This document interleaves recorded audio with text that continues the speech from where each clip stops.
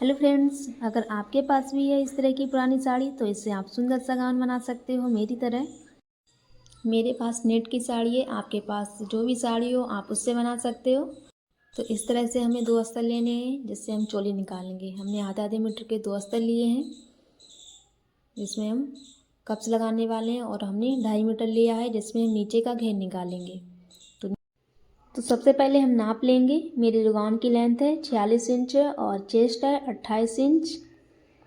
इस तरह से हमें नाप लेना है। कमर है हमारी 24 इंच।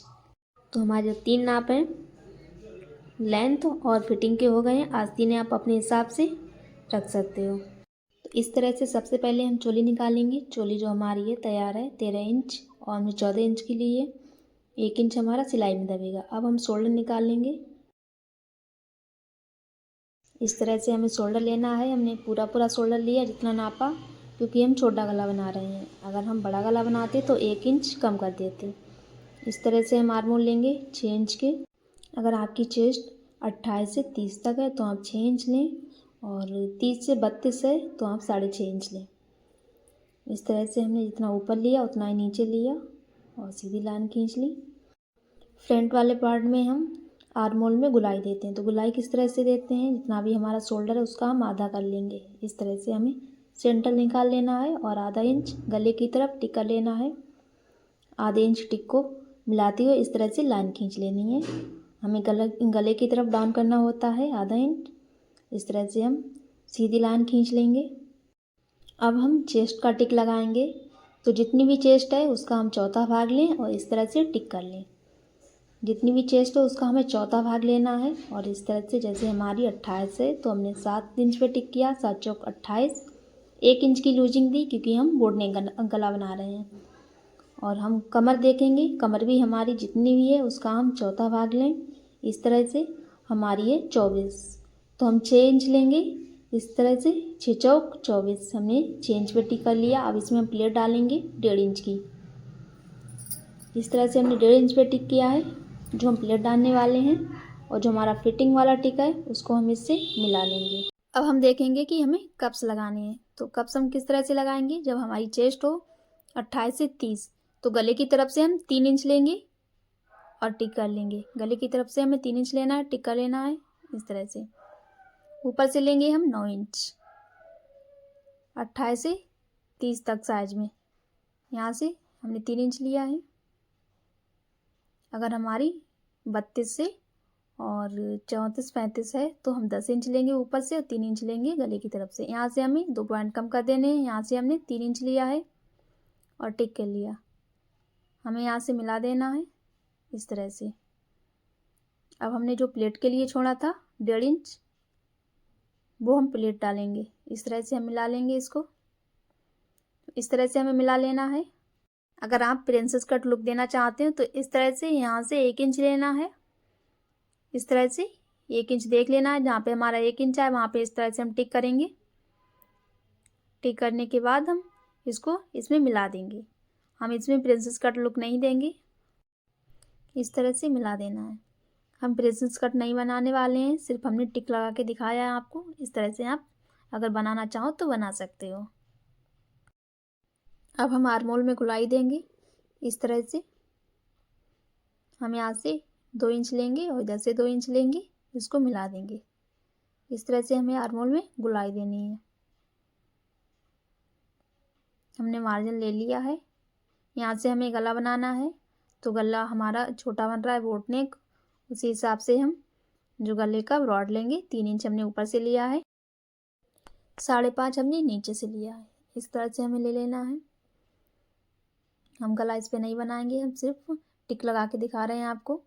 गला हम बुकरम पे बनाएंगे। तो इस तरह से हमें गुलाई देनी है गले की, और इसे हम काट लेंगे। फ्रंट पार्ट काटने के बाद इसी को रख के हम बैक वाला काट लेंगे, और जो दूसरा अस्तर है उसको भी हम इसी को रख के काट लेंगे। इस तरह से हमें अच्छे से टिक लगा लेने हैं। टिक लगाने के बाद हम काट लेंगे। जो हम बैक वाला पार्ट काटेंगे उसमें जो हमने आधा इंच आर्म होल छाटे थे फ्रंट में, वो हम बढ़ा लेंगे। अब हम निकालेंगे घेर। जो हमारा नीचे का घेर निकलेगा पहले हम उसे निकालेंगे।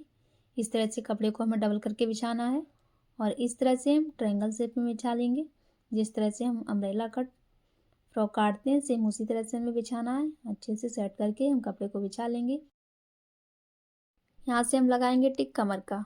जितनी हमारी कमर है उसका हमने चौथा भाग लिया 6 इंच। यहाँ पे जितनी हमारी कमर है उसका चौथा भाग निकाल के हम इस तरह से टिक कर लेंगे। अब हम देखेंगे हमारी जितनी चोली है उतना हम इंची टेप को ऊपर निकाल देंगे और जितनी लेंथ है फ्रॉक की उतने पे हम टिक लगा लेंगे। तो इस तरह से हमें नीचे टिक लगा लेनी है जितनी भी लेंथ है आपकी फ्रॉक की। टिक लगाने के बाद हम जैसे हमने ऊपर गुलाई दी थी सेम उसी तरह से हमें नीचे गुलाई देनी है गोल गोल और टिक लगा के हम यहाँ से काट लेंगे। तो पहले हम यहाँ से काटेंगे कमर की तरफ से। ऊपर हमारी कमर है नीचे घेर रहेगा इस तरह से हम इसको भी काट लेंगे। अब हम साड़ी में से जो हमारी चोली है वो निकालेंगे। तो इस तरह से हमने साड़ी को बिछा लिया है उल्टा करके और इस तरह से हमें रखना है। इसमें हम अलग अलग पार्ट निकालेंगे बीच में ज्वाइन करेंगे। तो इस तरह से हमें रख के काट लेना है। आप अपने हिसाब से निकाल सकते हो, आपको जोड़ नहीं लगाना है तो जो हमने अस्तर काटा था उसको खोल के बिछा के अच्छे से काट सकते हो। अब हम दूसरा काट लेंगे सेम इसी तरह से।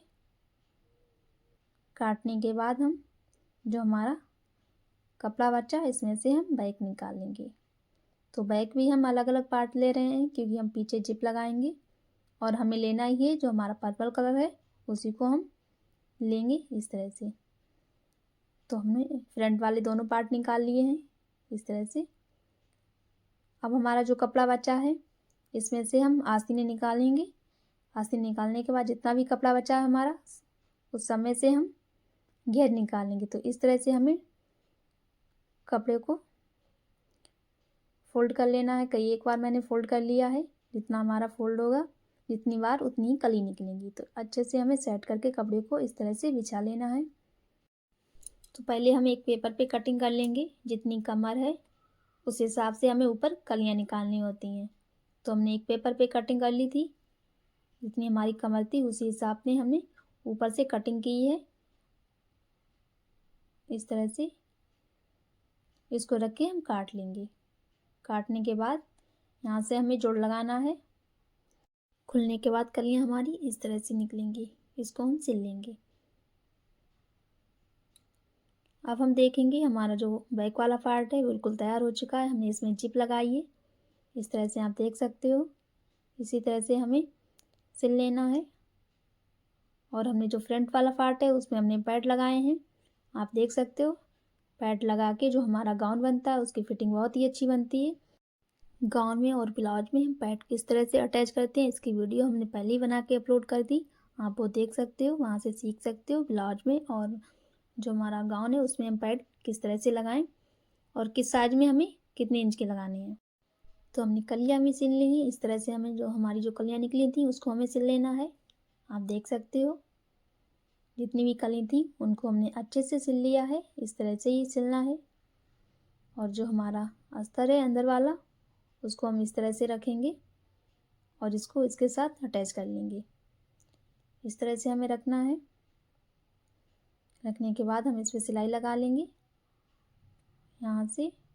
और जो हमने चोली तैयार की है उसको भी हम इस तरह से अटैच कर लेंगे। अटैच करने के बाद जो हमारी स्लीव्स हैं उसको हम जोड़ लेंगे। अगर अभी तक आपने हमारे चैनल को सब्सक्राइब नहीं किया है प्लीज़ तो पहले इस चैनल को सब्सक्राइब कर लें, बेल आइकन को ऑन कर लें ताकि आने वाली वीडियो का नोटिफिकेशन आप तक पहुंच सके।